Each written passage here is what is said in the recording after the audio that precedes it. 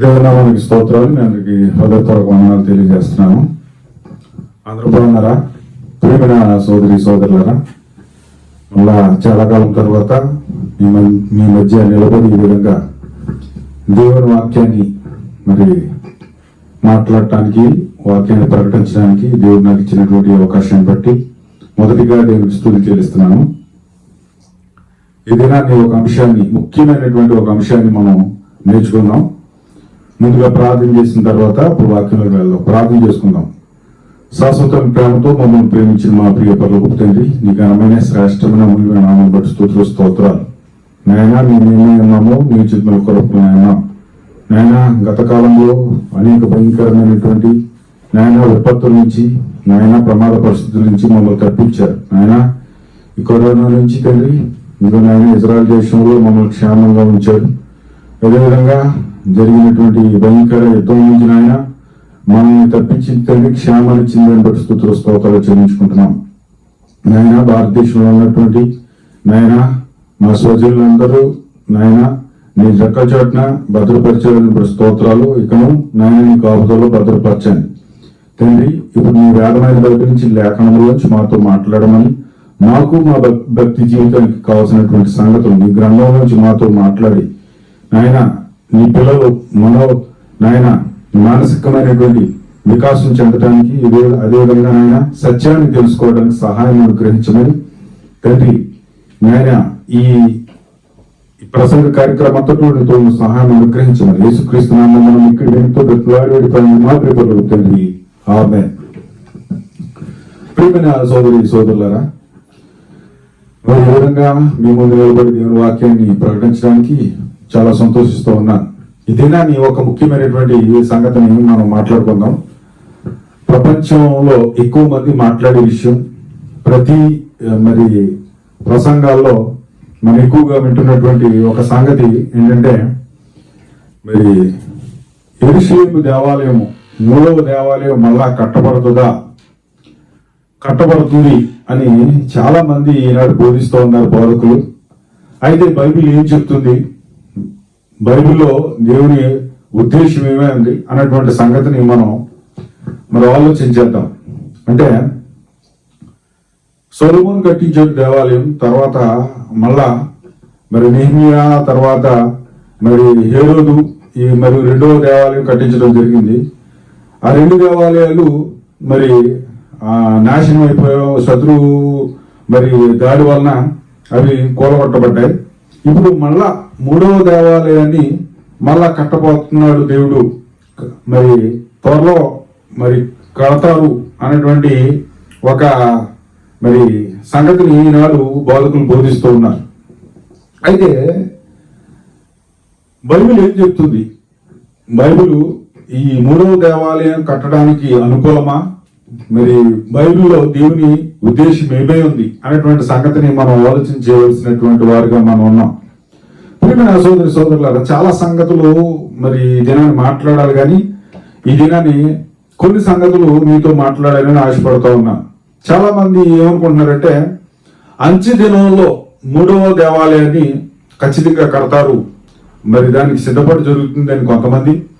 ఈ మధ్యన యుద్ధం జరిగింది, మరి ఆ పాలస్తీనాకి ఇజ్రాయెల్కి, ఇక్కడ ఉన్నటువంటి ఇజ్రాయెల్కి యుద్ధం జరిగింది.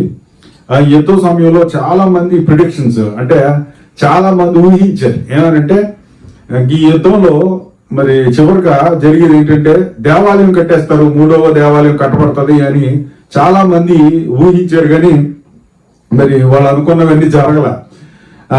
కనుక ఈ బోధకులు చెప్పినటువంటి సంగతులు మరి నెరవేరకపోవడం ఒక మరి సంగతిగా మనం ఆలోచన చేయాలి. అసలు అంత్యకాలం అంటే ఏంటి, అసలు అంత్యకాలం అనేది ఎప్పుడు ప్రారంభమవుతుంది, ఎప్పుడు ప్రారంభమైంది అనేటువంటి మన సంగతి మనం ఆలోచన చేస్తే, బైబిల్ అంత్యకాలం గురించి ఏం చెప్తుందో చూద్దాం. మలాకి గ్రంథము 4:5 ఇక్కడ ఒక వ్యక్తి గురించి రాయబడింది. యెహోవా నియమించిన భయంకరమైన మహాదినము రాకమునుపు నేను ప్రవక్తకు ఏలియాను మీ యొద్దకు పంపుదును అన్నాడు. అంటే ఏలియా మీ దగ్గరికి రాబోతున్నాడు. ఎప్పుడట? ఆ మహాదినము, భయంకరమైనటువంటి మహాదినం అన్నాడు. భయంకరమైన మహాదినము వచ్చే టయానికి ఏలియా మీ దగ్గరికి వస్తాడు అన్నాడు మలాకీలో.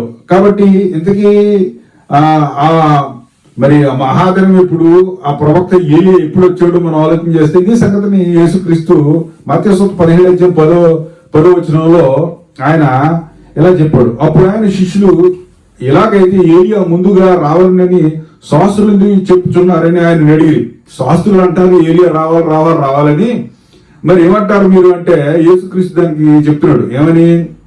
17:11 మత్తయి సువార్త. అందుకు ఆయన ఏలియా వచ్చి సమస్తము చక్క పెట్టిన మాట నిజమే, మరి వాళ్ళు చెప్పేది నిజమే, ఈ శాస్త్రులు చెప్పేది. 12 అయినను ఏలియా ఇదివరకే వచ్చెను, వారు అతని ఎరుగక తమకిష్టం వచ్చినట్లు అతని ఎడల చేసిరి. మనుష్య కుమారుడు కూడా అలాగే వారి చేత శ్రమ పొందుచున్నాడని మీతో చెప్పుచున్నా నేను. అప్పుడు ఆయన బాప్తిస్మిచ్చి యోహాను గురించి తమతో చెప్పిన శిష్యులు గ్రహించిరి అని మనం చూస్తున్నాం. ఎందుకు ఏలియా అంటే ఎవరన్నమాట? ఆ ఏలియా వస్తాడని మరి మలాకీలు చెప్పినటువంటి ఆ ఏలియా ఎవరట? బాప్తిస్మిచ్చే యోహాను. అంటే ఏ కాలంలో వస్తాడు? భయంకరమైన మహాదినము అన్నాడు. అంటే యోహాను గారు పుట్టినటువంటి ఆ కాలాన్ని బైబిల్ ఏం చెప్తుంది? భయంకరమైన మహాదినం. ఇప్పుడు అంటున్నారు మనోళ్ళు భయంకరమైన మహాదినం లేదా అంత్యకాలం మహాదినం అని. అంటే ఎప్పుడో వచ్చేసింది ఆల్రెడీ. అంటే యోహాను గారి కాలంలోనే ఆ మహాదినము అంత్యకాలం వచ్చేసింది. అంటే ఇప్పుడున్నటువంటి కాలం, ఇప్పుడున్నటువంటి ఆ వచ్చేటువంటి కాలం ఇప్పుడు వస్తుందని మన వాళ్ళు ఏదైతే చెప్తున్నారో అది ఆల్రెడీ వచ్చేసింది, అది ఆల్రెడీ జరిగిపోయిందని మనకు అర్థమవుతా ఉంది.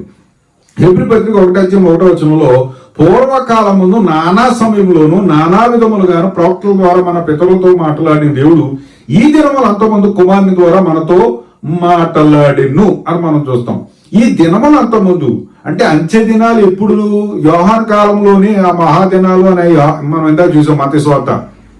ఇక్కడ హెబ్రీ పత్రికలో యేసుక్రీస్తు గురించి మాట్లాడుతూ అన్నాడు, ఈ దినములు అంతమందు కుమారుని ద్వారా మనతో మాట్లాడినని మనం చూస్తాం. అంటే యేసుక్రీస్తు కాలాన్ని ఈ అంచె దినములు అంతము అని చెప్తున్నాడు. అంటే ఇప్పుడు కొత్తగా ఏమి రాలేదు అంచె దినాలు, ఆల్రెడీ యోహాను కాలంలోనే యేసుక్రీస్తు కాలము, ఈ కాలం అంతా కూడా అంచె దినాలు అని మనకి ప్రస్ఫుటంగా క్లియర్ గా మనకి అర్థమవుతా ఉంది.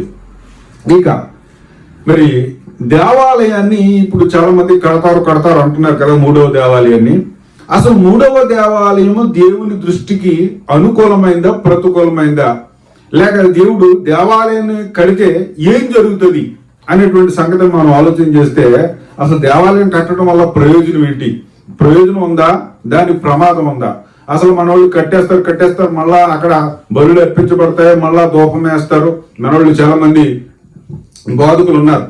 మరి బ్రదర్ సింహ గారు కానీ, లేకపోతే కొండవీటి బాబురావు గారు కానీ, ఇంకా చాలా మంది ఉన్నారు.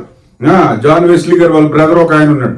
ఇలాగ చాలా మంది బోధిస్తా ఉన్నారు. ఏమని బోధిస్తున్నారంటే, ఇదిగో మరి 3వ దేవాలయాన్ని కట్టేస్తారు, 3వ దేవాలయాన్ని కట్టారంటే బలులు అర్పించబడతాయి. ఎర్రని పెయ్యి దొరికింది. మేము హైఫాలో ఉన్నాం, ఇక్కడ నేను హైఫాలో ఉన్నాను, ప్రస్తుతం హైఫా నుంచే మాట్లాడుతున్నాను. ఇక్కడ హైఫాలో ఎర్రని పెయ్యి దొరికింది అని చెప్తాడు ఆయన. ఇక్కడ చాలా ఎర్రపేలు ఉన్నాయి, ఒకటే కాదు, వస్తూ ఉంటే దానిలో చాలా ఎర్రపేలు కనబడతాయి. ఒకటి కొనుక్కోవడం ఏంటి కొత్తగా? ప్రియమైన సోదరులను ఆలోచన చేయండి. అయితే మరి వీళ్ళు చెప్పేవన్నీ కూడా నిజమా? మరి దేవాలయం తిరిగి కడతారా? కట్టడం జరుగుతుందా? అసలు కడితే ఏం జరుగుతుంది అని ఆలోచన చేస్తే, ఇప్పుడు నేను అడుగుతున్నటువంటి ప్రశ్నలు మీరు వాళ్ళని అడగండి. ఎవరైతే దేవాలయాన్ని కడతారో, 2వ 3వ దేవాలయం కట్టబడుతుంది, మళ్ళా ఆరాధన పునరుద్ధరించబడుతుంది, అప్పుడు అంతం వస్తుందని ఎవరైతే అంటున్నారో వాళ్ళని ఇవే ప్రశ్నలు వాళ్ళు వేయండి. వాళ్ళు సమాధానం చెప్పిన తర్వాత అప్పుడు కడతారో లేదో ఒక చెప్పమానండి. ఓకేనండి. ఇప్పుడు ఫస్ట్ పాయింట్ ఏంటంటే, సంపూర్ణ సిద్ధి ఇవ్వబడిన బలులు దేవుడు మరలా అవకాశం ఇస్తాడా? మన పాయింట్ అది ఎలాగో చూద్దాం. హెబ్రీ పత్రిక 9:9 ఆ గుడారము ప్రస్తుత కాలమున ఒక ఉపమానముగా ఉన్నది. ఇది పాత నిబంధనలో ఇశ్రాయేలు మరి సొలొమోను కట్టించిన దేవాలయం కానీ, హేరోదు కట్టించిన దేవాలయం కానీ అవి ఎలా ఉన్నాయట? ప్రస్తుతానికి ఉపమానము అంటే ఒక ఉదాహరణ, ఒక దాన్ని పోల్చి చెప్పడం ఉపమానంగా ఉందట. ఉపమానార్థమును బట్టి మనస్సాక్షి విషయంలో ఆరాధనకు సంపూర్ణ సిద్ధి కలుగజేయలేని అర్పణలు బలులు అర్పించుచున్నవి అన్నాడు. సంపూర్ణ సిద్ధి పొందనటువంటి బలులు అన్నాడు, అర్పణలు అన్నాడు. అంటే సంపూర్ణ సిద్ధి పొందని బలులను దేవుడు మళ్ళా కోరుకుంటాడు. ఇప్పుడు ఆలోచించేయండి, సంపూర్ణ సిద్ధి పొందని బలుని మళ్ళా దేవుడు మా పాత నిబంధన ఆరాధన మళ్ళా తీసుకొచ్చి అసంపూర్ణమైన వాటిలోకి మళ్ళా మనం తీసుకెళ్తాడా? దేవాలయం కడతారు అన్నటువంటి వాళ్ళు చెప్పవలసిన సమాధానం ఇది. ఇది దిద్దుబాటు జరుగు కాలం వచ్చే వరకు విధింపబడి, అన్నపానం విషయంలో అన్నపానములతో హెబ్రీ 9:10 చదువుతున్నాను. ఈ దిద్దుబాటు జరుగు కాలం వచ్చే వరకు విధింపబడి అన్నపానములతోనూ నానా విధమైన ప్రక్షాళనతోనూ సంబంధించి శరీరాచారములు మాత్రమే ఉన్నవి. అయితే క్రీస్తు రాబోచున్న మేలు విషయమే ప్రధానాజులుగా వచ్చి తానే నిత్యమైన విమోచనం సంపాదించి హస్తకృతము కానిది అనగా ఈ సృష్టి సంబంధము కానిది మరీ ఘనమైన పరిపూర్ణమైన గుడారము ద్వారా అన్నాడు. ఇక్కడ చాలా జాగ్రత్తగా ఆలోచించండి. ఈ మందిరం అట హస్తకృతము కానిది అన్నాడు. అంటే చేతులతో కట్టబడిన ఆలయం గురించి మాట్లాడుతున్నాడు. ఇక్కడ మన వాళ్ళందరూ దేని గురించి మాట్లాడుతున్నారు? చేతులతో కట్టే మూడో దేవాలయం గురించి మాట్లాడుతున్నారు. కానీ బైబిల్ ఏం చెప్తుంది? పరిశుద్ధాత్ముడు ఏం చెప్తున్నాడు? హస్తకృతము కానిది అన్నాడు. ఈ సృష్టి సంబంధము కానిది అన్నాడు. మళ్ళీ అంటే సృష్టికి సంబంధమే లేదట. మాట్లాడితే ఎదుగో మొత్తం మరి అన్ని సిద్ధం చేసేసారు, అదిగో యెరూషలేముకి కావాల్సినవన్నీ వస్తువులు సిద్ధం చేసేసారు, ఆ రాళ్ళు గీళ్లు అన్ని మొత్తం బంగారం గింగారం అన్ని సిద్ధమైపోయాయి, అదిగో కట్టేస్తారంటున్నారు మనోళ్ళు మాట్లాడితే. ఇక్కడ దేవుడు అంటున్నాడు హస్తకృతము కానిది అనగా ఈ సృష్టి సంబంధము కానిది మరీ ఘనమైనది పూర్ణమైనదినే గుడారము ద్వారా. అది అసంపూర్ణమైంది. పాత నిబంధనలో ఉన్నటువంటి దేవాలయం, పాత నిబంధనలో మనం చూస్తున్నటువంటి సొలొమోను దేవాలయం కానీ హేరోదు దేవాలయం కానీ అది చేతితో కట్టబడినటువంటిది. అది పరిపూర్ణమైనటువంటి గుడారము కాదు, ఇది పరిపూర్ణమైన గుడారం అన్నాడు. 9:12 అంటున్నాడు, మేకల ఎక్కయు కోడెల ఎక్కయు రక్తముతో కాక తన స్వరక్తముతో ఒక్కసారి పరిశుద్ధ స్థలములో ప్రవేశించిన మేకలు కోడెలు రక్తముతో కాక అన్నాడు. అంటే మేకలు కోడెలు రక్తం ఈ పని చేయదు ఇప్పుడు అంటున్నాడు. మరి మనోళ్ళందరూ మరి మళ్ళా బలి ఇస్తారు, మళ్ళా దేవాలయం కడతానని అంటున్నారు కదా. మరి ఈ మాట ఎవరికి ఇస్తారు బాబు? ఈ మాట ఎవరికి ఇస్తారు? దీనికి ఆన్సర్ మరి వాళ్ళు చెప్పాలి. యాలైనగా 9:13 యాలైనగా మేకల ఎక్కయు ఎడ్ల ఎక్కయు మేకల యొక్క రక్తము ఆ మైల పడిన వారి మీద ఆవు దూడ బూడిద చలుటియు పరిశుద్ధ శరీర శుద్ధి కలుగునట్లు వారిని పరిశుద్ధపరచిన ఎడల నిత్యుడొక ఆత్మ ద్వారా తను తాను దేవుని నిర్దోషులుగా అర్పించుకున్న క్రీస్తు యొక్క రక్తము నిర్జీవక్రియలను విడిచి జీవము గల దేవుని సేవించుట మనస్సాక్షి ఎంతో ఎక్కువగా శుద్ధి చేయును. యేసుక్రీస్తు రక్తం అట ఆ పాత నిబంధనలో ఆవు దూడ బూడిద నెత్తి మీద చల్లుకోవటం, బలులు ఇవన్నీ ఆవు మరి కోడి దూడను బలి అర్పించడం, వీటన్నిటి ద్వారా కలగట్లేనటువంటి శుద్ధి యేసుక్రీస్తు రక్తము ద్వారా ఎంతో శుద్ధి కలుగుతుంది, ఎక్కువైన శుద్ధి కలుగుతుంది అంటున్నాడు. ఇక్కడ మేకలెక్కి కోడెలకు ఆ రక్తము మనుషుల్ని పాపం తీసివేయట అసాధ్యం అన్నాడు. అంటే అసాధ్యము కానిది, అది ఎందుకు ప్రయోజనం లేనిది, దానివల్ల ఏ ఉపయోగం లేనప్పుడు మళ్ళా దేవుడు బలి ఎందుకు కోరుకుంటాడండి? ఇప్పుడు మళ్ళా ఎందుకు బలి వెనక్కి తీసుకెళ్తాడు? అంటే ప్రయోజనం లేని వాటి కోసం దేవుడు మళ్ళా వెనక్కి తీసుకెళ్లి మళ్ళీ ఆరాధన మళ్ళీ చేయమంటాడా? ఆలోచించండి ఒకసారి, లాజికల్గా ఆలోచించేయండి. దానివల్ల ప్రయోజనం లేనప్పుడు ఈ ఎంతో శ్రేష్టమైనది యేసుక్రీస్తు రక్తాన్ని మన కొరకు చిందించేసి ఆ రక్తాన్ని మనకి ఇచ్చిన తర్వాత ప్రయోజనం లేని బలులకి, ప్రయోజనం లేని రక్తాన్ని మళ్ళా ఎందుకు దేవుడు మళ్ళా పునరుద్ధరిస్తాడు? ఆ దేవాలయాన్ని మళ్ళా ఎందుకు కడతాడు? అప్పుడు దీనికి ఆన్సర్ చెప్పాలి. ప్రియమైన సోదరులారా, మన ఫస్ట్ పాయింట్ ఏంటంటే సంపూర్ణ సిద్ధి ఇవ్వని బలును దేవుడు మరలా ఎందుకు అవకాశం ఇస్తాడు? ఫస్ట్ పాయింట్ దీనికి ఆన్సర్ చెప్పాలండి. మరి దేవాలయాన్ని మూడో దేవాలయాన్ని కడతారు అన్నటువంటి మరి మహానుభావులు ఎవరైతే ఉన్నారో, లేకపోతే ఆ సోకాల్డ్ ప్రీచర్స్ ఎవరైతే ఉన్నారో, బోధకులు ఎవరైతే ఉన్నారో, వాళ్ళు మరలా దేవుడు ఆ సంపూర్ణ సిద్ధి పొందని లేక దానివల్ల ప్రయోజనం లేని బలులను ఎందుకు మళ్ళా పునరుద్ధరిస్తాడు, మళ్ళా దేవాలయాన్ని కట్టి అందులో మళ్ళా ఎందుకు ప్రవేశపెడతాడు? నెంబర్ ఫస్ట్ పాయింట్, దానికి ఆన్సర్ చెప్పాలి వాళ్ళు. రెండో పాయింట్ అంటే యేసు చెప్పిన ప్రకారం యెరూషలేములో మళ్ళా ఆరాధన జరిగితే యేసు చెప్పిన ప్రవచనం నెరవేరినట్లా. ఇంతకీ యేసు అబద్ధికుడు అయిపోతాడు రెండో దేవాలయం మూడో దేవాలయం కడితే. ఎందుకు అవుతాడు చూద్దాం. యోహాను సువార్త 4:21. ఇక్కడ సుకార్ అనేటువంటి ఊర్లో మరి ఒక సమరయ స్త్రీతో యేసు క్రీస్తు మాట్లాడుతున్నాడు. ఆ సందర్భాన్ని మనం చూస్తున్నాం ఇక్కడ యోహాను సువార్త 4:21. ఆ సమరయ స్త్రీతో మాట్లాడుతూ సమరయ స్త్రీ అడుగుతుంది యేసుక్రీస్తుని, అయ్యా మా పితరులు ఇదిగో ఈ పర్వతం మీద గెరిజీము పర్వతం మీద ఆరాధన చేశారు మా పితరులందరూ. అంటే సమరయులు పితరులు గెరిజీము కొండ మీద ఆరాధన చేశారు. మరి ఇశ్రాయేల్ అందరూ ఎక్కడ ఆరాధన చేస్తున్నారు? యెరూషలేములో ఆరాధన చేస్తున్నారు. అప్పటికి యేసుక్రీస్తు ఆ సమరయ స్త్రీతో మాట్లాడే ఆ సమయానికి జరుగుతున్నటువంటి సందర్భం.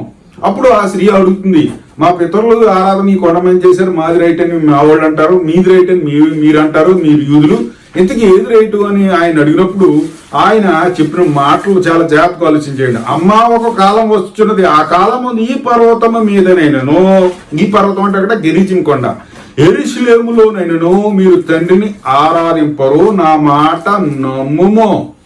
యెరూషలేములో ఆరాధింపరు, ఇంకా ఆరాధన జరగదు, ఎప్పటికే జరగదు అంటున్నాడు యేసుక్రీస్తు. అంటే ఇప్పుడు జరుగుతుంది అన్నారంటే ఇప్పుడు యేసుక్రీస్తుకి వ్యతిరేకం అనుకోవడమా మీరు? వ్యతిరేకం అంటే యేసుక్రీస్తు చెప్పిన మాట అబద్ధం అవుతుంది, అబద్ధికుడు అవుతాడు యేసుక్రీస్తు. ఇప్పుడు మూడో దేవాలయం కడతారని ఎవరైతే అంటున్నారో యేసుక్రీస్తుని అబద్ధికుడిని చేస్తున్నారు. ఇప్పుడు మూడో ఆరాధన వచ్చేసింది, అది ఆత్మతో సత్యముతో ఆరాధన, అది ఆదిమ సంఘం చేసింది. ఇప్పటికీ క్రైస్తవులు ఆరాధన చేస్తూ ఉన్నారు. ఆ ఆరాధన దేవుడు కోరుకుంటున్నాడు అన్నాడు ఇక్కడ. అన్నాడు, మీకు తెలియని దాన్ని ఆరాధించేవారు, మేము మాకు తెలిసిన దాన్ని ఆరాధించేవారు రక్షణ యూదుల నుండే కలుగుతున్నది. అయితే యథార్థముగా ఆరాధించేవారు ఆత్మతో సత్యముతో తండ్రిని ఆరాధించే కాలము వచ్చుచున్నది, కాలం వచ్చుతున్నది. దేనికి? యథార్థంగా ఆరాధించే కాలం వస్తుంది అన్నాడు. కానీ మళ్ళా యెరూషలేము ఆరాధన ఉంటది, ఆ దేవాలయం ఇప్పటికీ అలాగే ఉంటది. ఒకవేళ పడగొట్టినా మళ్ళా ఆరాధన పునరుద్ధరించబడుతుంది అనలేదు. ఒక కాలం వస్తుందమ్మా ఈ గెరిజీము కొండ మీద కానీ యెరూషలేములో కానీ తండ్రిని ఆరాధించరు. ఇప్పుడు జరుగుతుంది ఆరాధన. 70లో కొలగొట్టేశారండి దేవాలయాన్ని టైటస్ అన్నవాడు.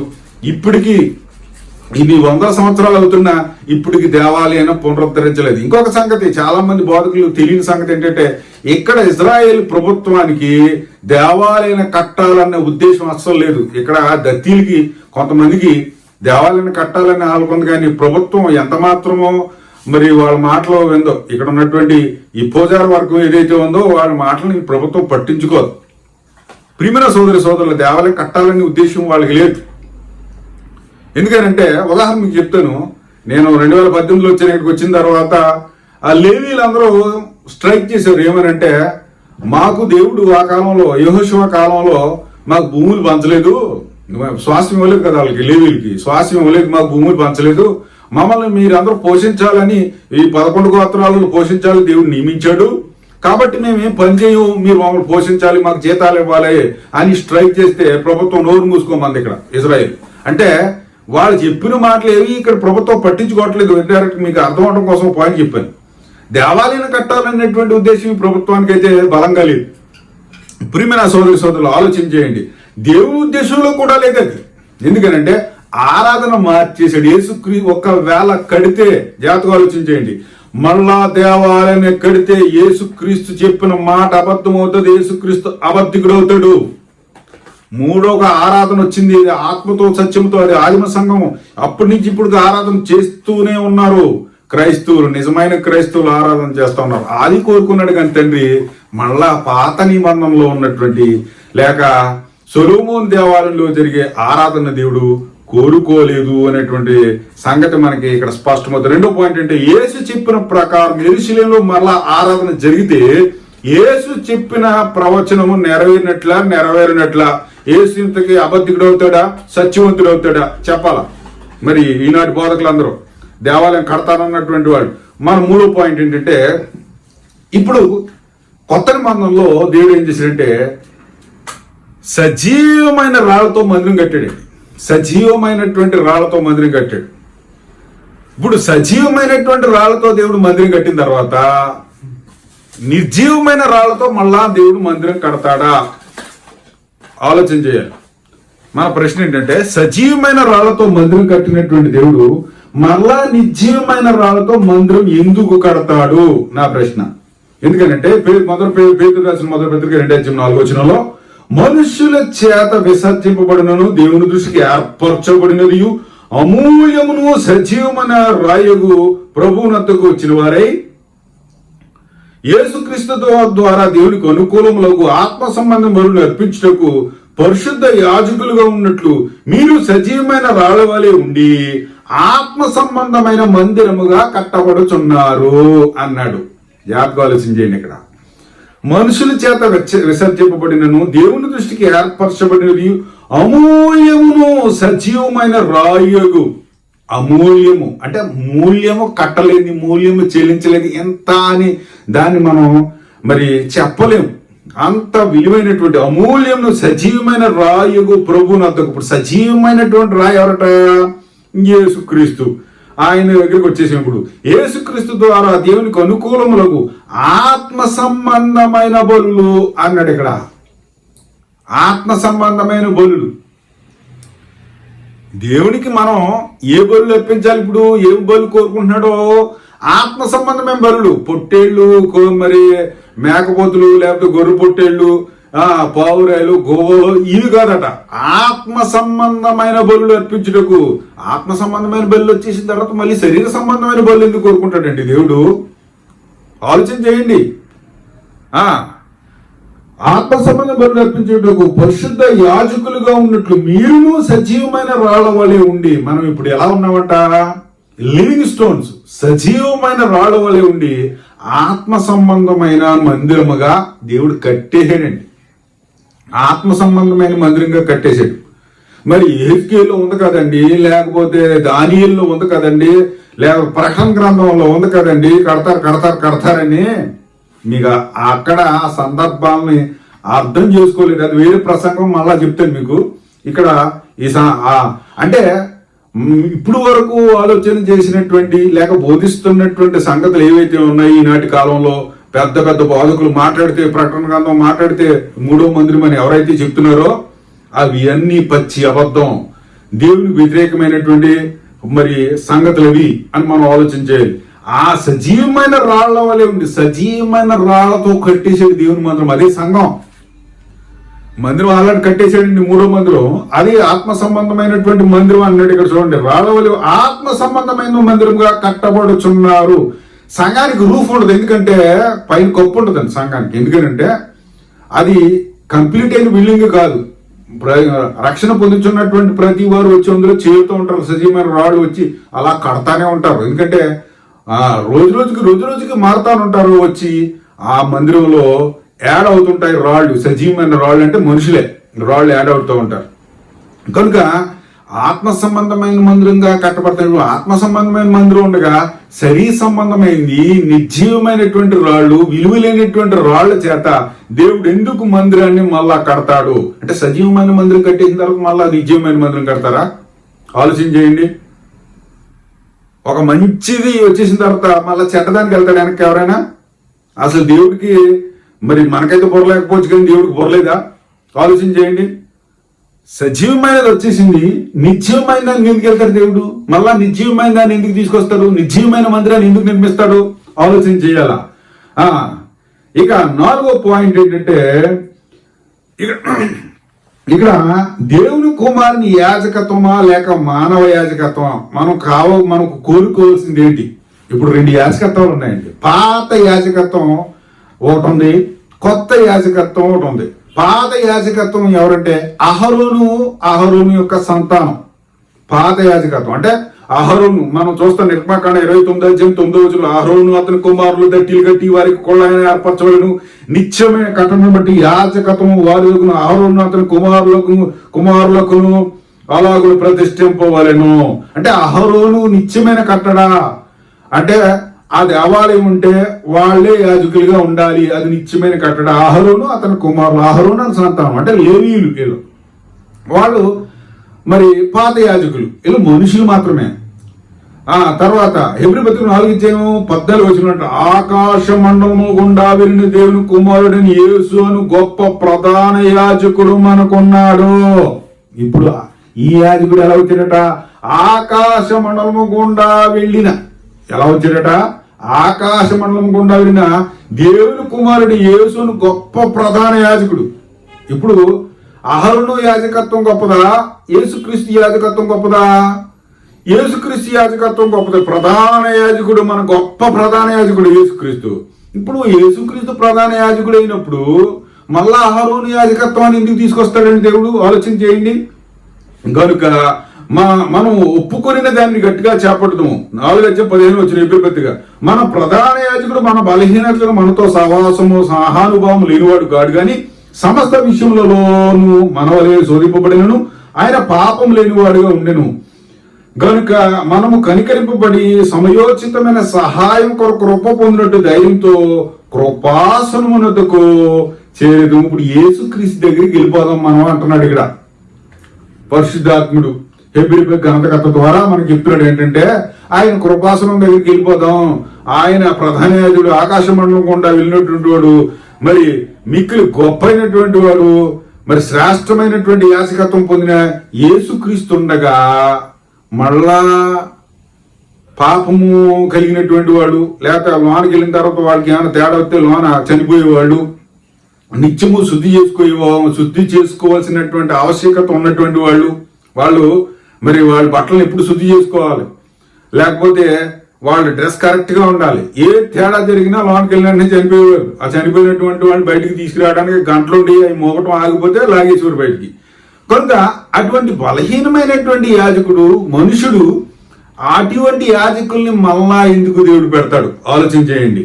అంటే ఒకటి మంచిది వచ్చేసిన తర్వాత, శ్రేష్టమైనది వచ్చేసిన తర్వాత, మేలైనది వచ్చేసిన తర్వాత, మేలు లేనిది, శ్రేష్టం కానిది, విలువ తక్కువ దాన్ని మళ్ళా దేవుడు ఎందుకు పునరుద్ధరిస్తాడు? ఆలోచన చేయండి. దేవుని కుమారుని యాజకత్వమా లేక మానవ యాజకత్వమా? మనకు కోరుకోవాల్సింది ఏంటి? ఇప్పుడు మీరు ఏం కోరుకుంటున్నారో? దేవుని యాజకత్వాన్ని కోరుకుంటున్నారా? అహరోను యాజకత్వం, ఆ లేవీల యాజకత్వాన్ని, ఆ బలహీనమైనటువంటి యాజకత్వాన్ని మళ్ళా మీరు కోరుకుంటున్నారా? అంటే ఇప్పుడు ఏ యాజకత్వాన్ని మరి బోధకులు బోధిస్తున్నారు? యేసుక్రీస్తు యాజకత్వంలోకి రావాలని బోధిస్తున్నారా? మళ్ళా లేవీల దగ్గరికి వెళ్ళాలని బోధిస్తున్నారు? ఆలోచన చేయాలి. అది 4వ పాయింట్. 5వ పాయింట్ అంటే ఆత్మ సంబంధమైన మందిరం కట్టిన దేవుడు శరీర సంబంధమైన మందిరం ఎందుకు కడతాడు? ఆత్మ సంబంధమైన మందిరం కట్టేసాడండి.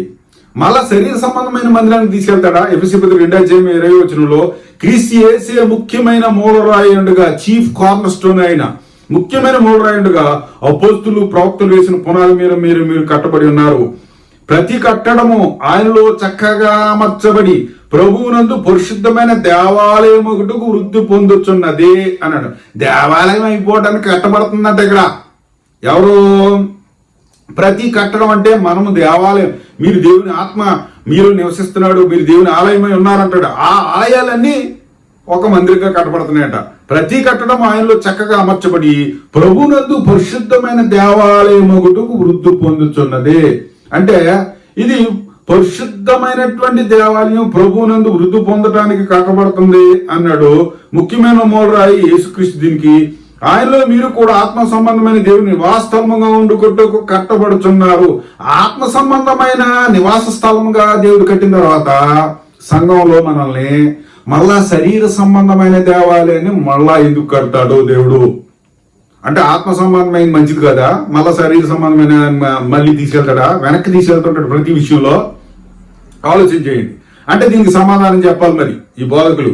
అంటే ఆత్మ సంబంధమైన వదిలేసండి, శరీర సంబంధాలకు మళ్ళా తీసుకెళ్తాడు దేవుడు, వెనక్కి తీసుకెళ్తున్నాడు ప్రతి విషయంలో మందిరం ద్వారా మనల్ని. మరి దానికి ఆత్మ సంబంధమైన దానికంటే శరీర సంబంధమైనది చాలా గొప్పదే కాబట్టి మనం వెనక్కి వెళ్ళిపోదాం అని అంటారా? మరి ఈ బోధకులందరూ దానికి ఆన్సర్ చెప్పాలి వాళ్ళు. తర్వాత 6వ పాయింట్, అత్యధిక మహిమ నుండి తగ్గిపోయే మహిమలోనికి దేవుడు ఎందుకు నడిపిస్తాడు? 6వ పాయింట్ ఏంటంటే అత్యధిక మహిమలో నుంచి మహిమ తక్కువ దాంట్లోకి, తగ్గిపోయే మహిమలోనికి దేవుడు ఎందుకు తీసుకెళ్తాడు? మరి కొరింథీయులకు రాసిన 2వ పత్రిక 3:11 మనం చదువుదాం. అక్కడ చదివితే ఇక్కడ మోషే సీనాయి కొండ మీద నుంచి 10 ఆజ్ఞలు గల 2 రాతి పలకలను పట్టుకుని వస్తున్నాడు కిందకి. ఈ సంగతిని పౌలు బోధిస్తూ అంటున్నాడు, ఈ రాతిపలకలను పట్టుకు వస్తున్నప్పుడు ఆ దేవుని దగ్గర 40 రోజులు ఉండిపోయాడండి మోషే. ఎప్పుడైతే 40 రోజులు ఉండిపోయాడో మరి భోజనం లేదు, నీళ్లు లేవు, ఏమి లేవు, అక్కడే ఉండిపోయాడు. అలా ఉండిపోవడంతో మోషే ముఖం ప్రకాశిస్తా ఉంది. ఆ రాతిపలకలు అట్టుకుని 10 ఆజ్ఞలకి రాతిపలకలు అట్టుకుని కొండ మీద దిగుతూ ఉన్నప్పుడు ఆ కిందకు వస్తూ ఉన్నప్పుడు ఆ కాంతి తగ్గిపోతా ఉంది. ఈ తగ్గిపోతున్నటువంటి కాంతి ఇశ్రాయేలీలు మరి దాన్ని కూడా చూడలేకపోయారు. అయితే ఎక్కడ తగ్గిపోతుందో, దీనికి విలువ తగ్గిపోతుంది అని అనుకుంటారేమో ఇశ్రాయేలీలని మోషే ముఖం మీద ముసుగు వేసుకున్నాడు. ఈ 10 ఆజ్ఞలు తెచ్చినప్పుడు మోషే ముఖం మీద ముసుగు వేసుకున్నాడు. దీన్ని పౌలు ఇక్కడ ఎలా చెప్తున్నాడంటే 3:11 తగ్గిపోయినది మహిమ గలదై ఉండిన ఎడల నిలిచినది మరీ ఎక్కువ మహిమ గలదై ఉండను కదా అన్నాడు. ఆ తగ్గిపోయేదే ఇశ్రాయేలు తేరు చూడలేకపోయింది, అదే మహిమ అనుకుంటే కొత్త నిబంధన మరీ ఎక్కువ మహిమ గలది కదా అన్నాడు. కొత్త నిబంధన ఆరాధన తగ్గిపోవచ్చున్న మహిమకి అంతం ఇశ్రాయేలు తేరు చూడకున్నట్లు మోషే తన ముఖం మీద ముసుగు వేసుకున్నాడు. మేమట్లు చేయక ఇట్టి నిరీక్షణ గలవారేమో బహుధైర్యంగా మాట్లాడుచున్నాము, మరియు వారి మనసులు కఠినమైన ఆయన కనుక నేటి వరకు పాత నిబంధన చదివినప్పుడు క్రీస్తునందు కొట్టి వేయబడిన వారి తేటపరచబడక ఆ ముసుగే నిలిచినది. నేటి వరకు మోషే గ్రంథం వారు చదివినప్పుడల్లా ముసుగు వారి హృదయం మీద ఉంది, కానీ వారి హృదయం ప్రభువు వైపునకు ఎప్పుడు తిరుగునో అప్పుడు ముసుగు తీసివేయబడును. చాలా జాగ్రత్తగా ఆలోచించేయండి. ఇప్పుడు అత్యధిక మహిమ కొత్త నిబంధన ఆరాధనకు ఉంది. అపోస్తులు అది చెప్తున్నారు. పాత నిబంధనలో తగ్గిపోయే మహిమ ముసుగేసుకుని తెచ్చాడు మోసే ధర్మశాస్త్రాన్ని. ముసుగేసుకోకుండా తెచ్చాం మేము కొత్త నిబంధన. ముసుగేసుకోకుండా చెప్తున్నాం కొత్త నిబంధన బోధనే, కొత్త నిబంధన సంఘం గురించి, లేక కొత్త ఆరాధన గురించి.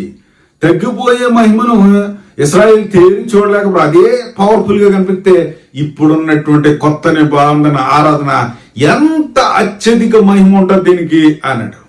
అంటే అత్యధిక మహిమ కలిగినటువంటి కొత్త నిబంధన ఆరాధన లేక ఆత్మ సంబంధమైన మందిరం, ఆత్మ సజీవమైన రాళ్లతో కట్టబడినటువంటి మందిరంలో ఉన్నటువంటి మనం తీసుకెళ్లి తగ్గిపోయే మహిమలోకి, అనగా ఆ పాత నిబంధనలో ఉన్నటువంటి ఆరాధనలోకి, లేక 3వ మందిరమైనటువంటి ఆ మరి ఇశ్రాయేలు ఆరాధనకు సంబంధించి మందిరంలోకి మళ్ళా తీసుకెళ్తాడా దేవుడు? ఆలోచన చేయండి. అంటే అత్యధికమైన మహిమ నుంచి వెనక్కి తీసుకెళ్తాడా? ఒక పీజీ చదివేసినోడిని తీసుకెళ్లి 1వ తరగతిలో వేస్తాడా? ఆలోచన చేయండి. పీజీ పట్టా పొందినట్టు ఇంకా కాన్వకేషన్ ఇంకా పట్టా ఇచ్చేస్తారని, ఆ బాబు నువ్వు 1వ తరగతిలో వేస్తున్నావు నిన్ను అన్నారు అనుకోండి, ఎలా ఉంటుంది అది? అంటే పైకి వెళ్ళలేదు, కిందకి దిగజారిపోతున్నాడు అనమాట. ప్రియమైన సోదరులారా, ఆత్మ సంబంధమైనటువంటి మరి ఇక్కడ అత్యధిక మహిమ ఉన్నటువంటి దాన్ని ఇప్పుడు ఒకవేళ దేవాలయం 3వది కట్టితే, అందులో ఆరాధన ఒకవేళ జరిగితే 2 జరుగుతాయి. ఇప్పుడు ఏంటంటే అత్యధిక మహిమలోంచి మహిమ తక్కువలకు తీసిపోతున్నారు అనమాట. అది నిజమైతే ఒకవేళ కడితే మరి దేవుడు దీనికి అనుకూలమా ప్రతికూలమా ఆలోచన చేయాలి. ఎప్పటికీ దేవాలయం కట్టరు యేసుక్రీస్తు మాట ప్రకారంగా మనం ఆలోచన చేస్తే. ఇక్కడ యెరూషలేములో ఆరాధన జరగదనేసిడు ఆయన. ఇంకో సంగతి ఏంటంటే, ఇప్పుడు ముసుగు లేనటువంటి బోధ, ముసుగు లేనటువంటి సంఘం లేక దేవాలయం వచ్చేసింది. ఇప్పుడు మళ్ళా పాత నిబంధనలోకి లేక 3వ దేవాలయం వెళ్తే ముసుగులోకి తీసుకెళ్తున్నారు అనమాట. అంటే ఇప్పుడు ముసుగు లేకుండా ఉన్న వాళ్ళని తీసుకెళ్లి ముసుగులో పెడతాడా దేవుడు? ఆలోచన చేయాలా. దీనికి ఆన్సర్ చెప్పాలండి వీళ్ళు. ఇప్పుడు ఎవరైతే దేవాలయం 3వ దేవాలయం కడతారంటున్నారో ఈ ప్రశ్నలన్నిటిని రాసుకుని అడగండి వాళ్ళని. మరి వీటన్నిటికీ ఆన్సర్ చెప్పిన తర్వాత కడతారని చెప్పాలి మనకి. 7వ పాయింట్, ఇప్పుడు మనకు కావాల్సింది లేవి గోత్రపు యాజకత్వమా లేక యోధా గోత్రపు యాజకత్వమా? ఆలోచన చేయండి. ఇప్పుడు చాలా జాగ్రత్తగా ఆలోచన చేయండి. హెబ్రీ పత్రిక 7:12 ఇదిగాక యాజకులు మార్చబడిన ఎడల అవశ్యముగా యాజక ధర్మము సహా మార్చబడును కదా అన్నాడు ఇక్కడ. ఇదిగాక యాజకులు మార్చబడిన ఎడల అవశ్యముగా యాజక ధర్మము సహా మార్చబడును. అంటే పూజారి మారిపోతే పూజా విధానం మారిపోద్ది. ఉదాహరణ మీకు అర్థమయ్యే చెప్తా. ఇప్పుడు ఒక పాస్టర్ గారిని తీసుకొచ్చి లేకపోతే పెళ్లి రిజిస్టర్ క్రైస్తవ ఎవరినో ఒక ఆయన తీసుకొచ్చి పెళ్లి చేయమంటే ఆయన ప్రమాణాలు వేరేగా ఉంటాయి. ఎందుకని? ఆయన క్రైస్తవుడు కనుక క్రిస్టియన్ మ్యారేజ్ ప్రకారంగా ఇదిగో ఇతను మరి ఈమెతోటే నువ్వు కాపురం చేయదు అని అడుగుతారు వాళ్ళు. అలా కాకుండా ఒక అంబేద్కర్ని తీసుకొచ్చారు అనుకోండి, ఆయన ఏమంటాడు, సిక్కాపదం సమాధయామి ఇంకేజ్ అవుతాడు. ఏం మరి ఒక బ్రాహ్మణుడు ఆయన తీసుకొచ్చారు అనుకోండి, ఆయన ఏం చెప్తాడు, అంగళ్యం దొంతురా మీనా నవదీవన ఏతునా అంటాడు ఆయన.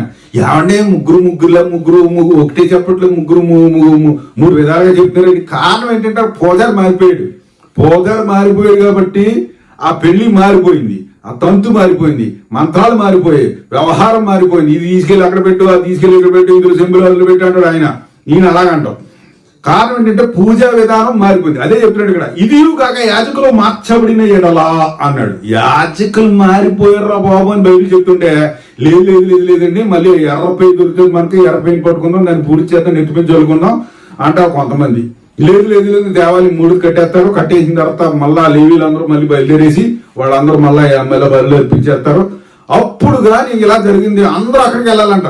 ఒక ఆయన అంటాడు, బ్రదర్ సింహ గారు అంటారు, అందరూ అక్కడికి వెళ్ళాలంట దేవాలయం. నేను రానిస్తారు, మరి చంపేస్తారు అక్కడికి వస్తే.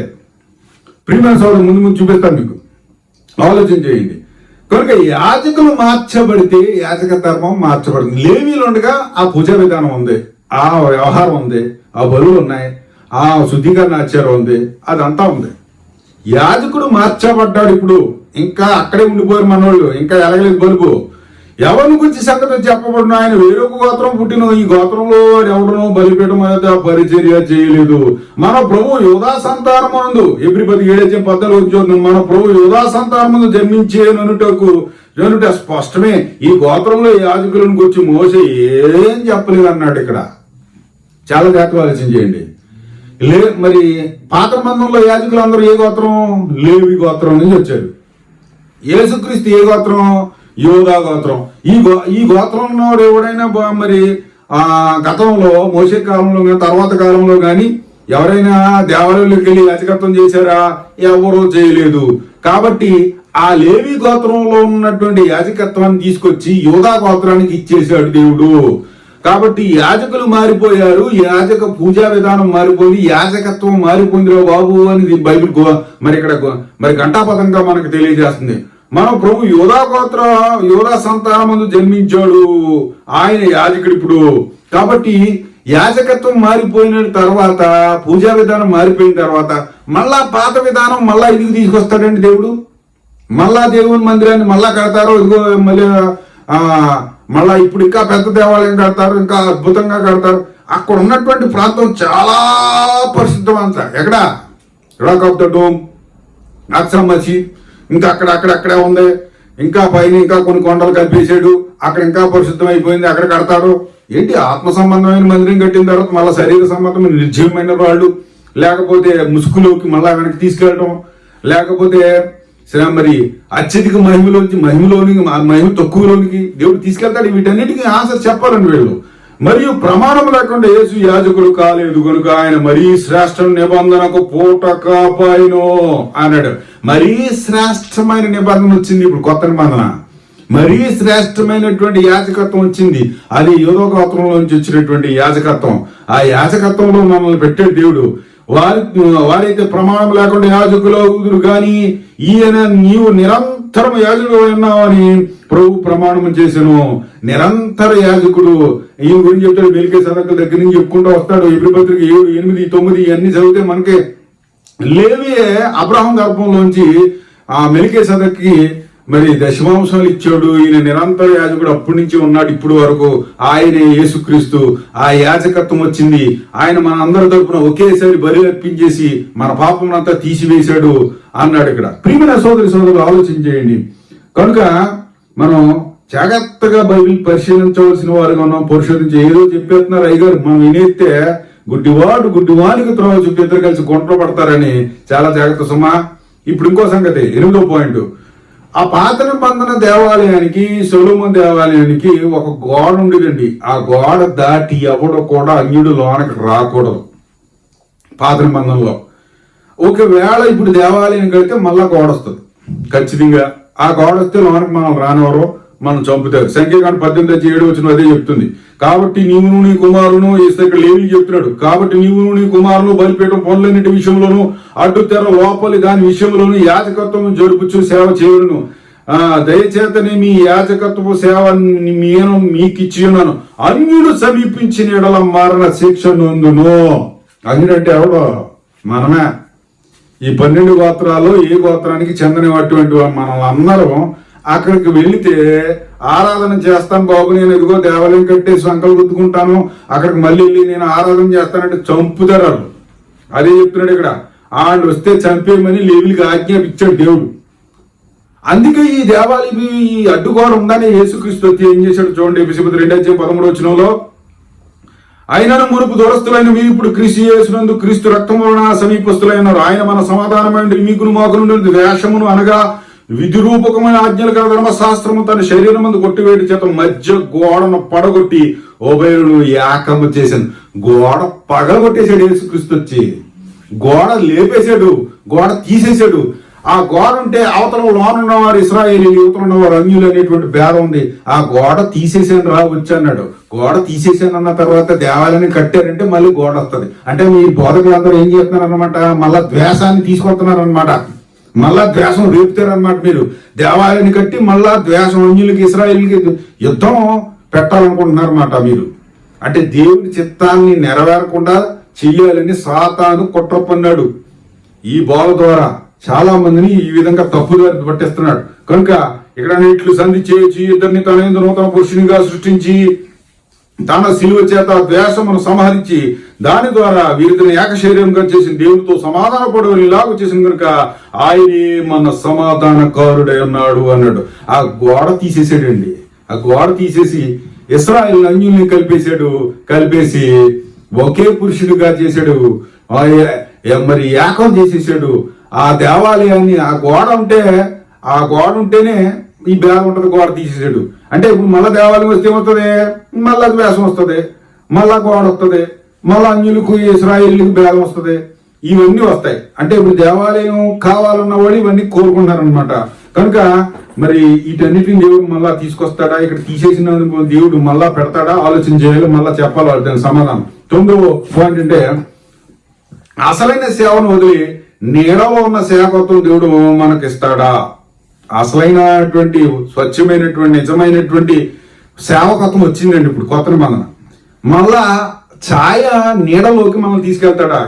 హెబ్రీ పత్రిక 8:5 మోషే గుడారం అమర్చబోయినప్పుడు కొండ మీద నీకు చూపించిన మాదిరి చొప్పున సమస్తము చేయుటకు జాగ్రత్త పడమని దేవుని చేత హెచ్చరింపడిన ప్రకారము ఆ యాజకులు పరలోక సంబంధము వస్తువుల ఛాయారూపకమైన గుడారమందు సేవ చేయుదురు అన్నాడు. అంటే ధర్మశాస్త్రంలో ఉన్నటువంటి యాజకులు వాళ్ళు ఏం చేశారట? ఆ అహరోను సంతానం, ఆ లేవీలు నిజమైన దేవాలయంలో చేయలేదట. ఏమన్నాడు ఇక్కడ? పరలోక సంబంధ వస్తువులు ఛాయారూపకమైన గుడారం, అది నీడలో చేశారట సేవ, ఒరిజినల్ చేయలేదు. ఇప్పుడు ఒరిజినల్ వచ్చేసింది కొత్త నిబంధనలో.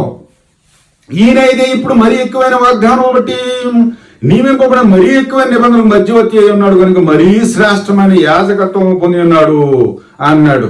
కనుక మరి మరీ శ్రేష్టమైన ఇంకంటాడు ఇక్కడ 11 హెబ్రీ పత్రిక 10:1 ధర్మశాస్త్రం రాబోచున్న మీరు ఛాయగలది కాని వస్తువులు నిజ స్వరూపము గలది కాదు కనుక ఆ యాజకులు ఎడతెగకుండా అర్పించి ఒకటే విధమైన బలులు వాటి తెచ్చు వారికి ఎన్నడను సంపూర్ణ సిద్ధి కలుగు చేయ నేరవు అన్నాడు. ప్రియమైన సోదరులారా ఆలోచన చేయండి. అంటే నీడలో సేవ కావాలా? ఒరిజినల్ గా ఉండే సేవ కావాలా? ఇప్పుడు మనకి ఇల్లు కావాలా? ఇల్లు నీడ కావాలా? మన ఇంట్లో ఉంటామా? ఇంటి నీడలో ఉంటామా? ఆలోచన చేయండి. కొత్త నిబంధన ఇల్లు అయితే, పాత నిబంధన ఆ ఇంటి నీడ, పాత నిబంధన ఆరాధన ఆ ఇంటి నీడ. వాళ్ళ ఆ సూర్యు పక్కనే ఆ నీడ మామ చేశారంటే సేవ ఎవరు? లేవీయులు, ఆ అహరోను సంతానం. ఒరిజినల్ ఏమో కొత్త నిబంధనలో యేసుక్రీస్తు ద్వారా వచ్చేసింది యాజకత్వం. ఆ సేవలో మనం వచ్చేసాం. ఇప్పుడు ఒరిజినల్ లో తీసేసి మళ్ళీ అక్కడ ఇప్పుడు పెద్ద బిల్డింగ్ కట్టేసుకున్నారు, 2 అంతస్తుల మేడం, 3 అంతస్తుల బిల్డింగ్ కట్టేసుకున్నారు. అది వదిలేసి మళ్ళీ పాకలో తీసుకెళ్తారు. పూర్వం పాకేసాడని మళ్ళీ పాకలో తీసుకెళ్తారన్నట్టు ఉంది ఈ పాయింట్. మన వాళ్ళందరూ అలాగంటున్నారు. పెద్ద పాదుకులు అందరూ మళ్ళా ఓ రోజు వస్తుంది, 3 దేవాలయం కడతారు, మళ్ళా అందులోకి తీసుకెళ్తారంటే పాకలో తీసుకెళ్తారని అర్థం.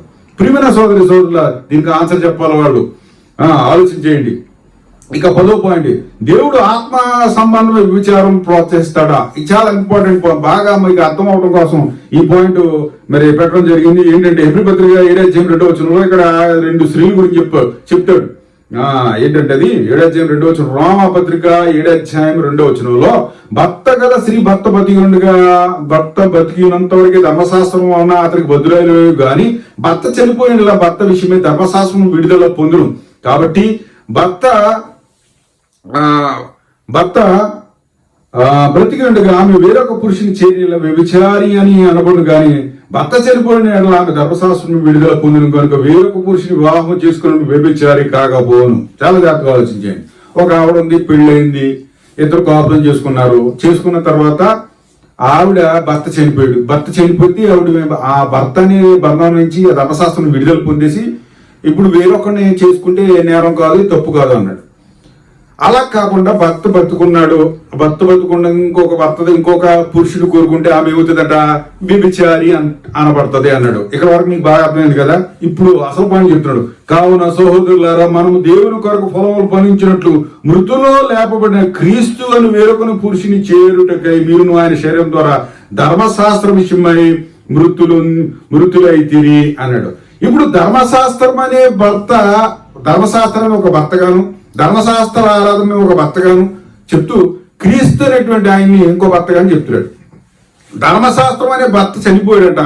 ఆ ధర్మశాస్త్రం నుంచి భర్త చనిపోయినటువంటి మనం విడుదల పొందేసాం. ఆ బంధం నుంచి విడుదల పొందేసి ఇప్పుడు మనం వేరొక పురుషుని క్రీస్తుని చేసుకోవడానికి మనం ఇష్టపడిపోయి క్రీస్తుని పెళ్లి చేసేసుకున్నాం. క్రీస్తుని పెళ్లి చేసుకుని చక్కగా కోఆపరేట్ చేసుకుంటున్నాం. మనల్ని మళ్ళా బోధకులు అంటున్నారు, మళ్ళీ ధర్మశాస్త్రం అనే పురుషుడు ఉన్నాడు, ఆయన దగ్గరికి శైలిలో వద్దాం అంటున్నారు.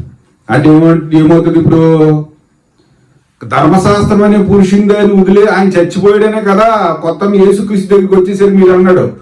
యేసుక్రీస్తు అనే పురుషుడి దగ్గరికి వచ్చేసి ఆయనతో కోఆపరేట్ చేస్తే మళ్ళా ధర్మశాస్త్రంలోకి ఒకవేళ వెళ్తే వ్యభిచారులు అవుతారు. ఏమవుతారండి? వ్యభిచారులు అవుతారు. ఏ వ్యభిచారు? ఆత్మ సంబంధమైన వ్యభిచారం. ఇప్పుడంటే దేవుడు దగ్గర నుండి ఆత్మ సంబంధ వ్యభిచారాన్ని ప్రోత్సహించినట్టు ఉంది. అలాంటి పనులు దేవుడు ఎంత మాత్రం చేయడు. ఒకవేళ సొలొమోను దేవాలయాన్ని కట్టి లేక మళ్ళా సొలొమోను దేవాలయం లాంటిది మళ్ళా 3 కడితే ఒకవేళ దేవుడు ఆత్మ సంబంధం విచారాన్ని ప్రోత్సహించినట్టు అవుతుంది. ఎందుకంటే క్రీస్తు అనే పురుషుని వదిలేసి మళ్ళా పాత మందంలోకి వెళ్తే అక్కడ వదిలేసే కదా, ఆయన వదిలేసే కదా ఈయన దగ్గరికి వచ్చాం. మళ్ళా ఈయన ఉండగా మళ్ళీ ఆయన దగ్గరికి వెళ్తే వ్యభిచారం చేసిన వాళ్ళు అవుతాం. కనుక చాలా జాగ్రత్త సుమా, ఆలోచించేయండి. పాత బంధంలో ఇంకా చాలా పాయింట్లు ఉన్నాయి. పాత బంధంలో పాపం మాటికి జ్ఞాపకం వచ్చేది కనుక ఆ లేవీలు బరువులు అర్పించుకుంటూ వచ్చారు. హెబ్రీ పత్రిక 10:11 అదే చెప్తాడు. ఆ తర్వాత కొత్త నిబంధనలు అయితే యేసుక్రీస్తు ఒకేసారి బలి అర్పించేసి పాపములను ఇంక తూర్పుకి పడమరికి ఎంత దూరం అంత దూరపరిచేశాడు. 8:12 అంటాడు, నేను వారి దోషముల విషయం మరి దయగలిగి పాపములకి ఎన్నటికీ జ్ఞాపకం చేసుకొని అంటున్నారు.